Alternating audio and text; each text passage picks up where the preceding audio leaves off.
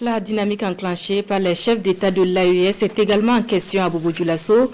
Il s'agit d'un atelier de consolidation du diagnostic territorial de la zone du Liptako-Gourma. Les précisions de Bamakan Yannick Dabiré et Salam Dabal.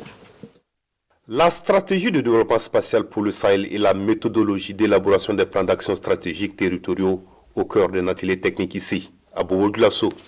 Cette initiative émane du programme des Nations Unies pour les établissements humains ONU Habitat et réunit des experts en aménagement du territoire venus de plusieurs pays d'Afrique. Il faut rappeler que dans le cadre de la lutte contre le terrorisme, il y a un certain nombre d'actions qui sont entreprises.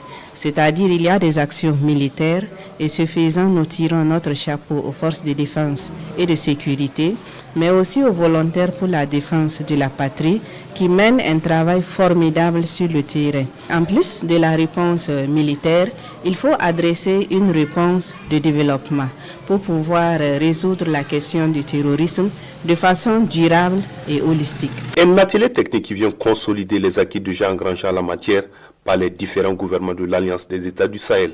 Nous ne réfléchissons plus en termes d'État avec des frontières, nous réfléchissons en termes d'espace.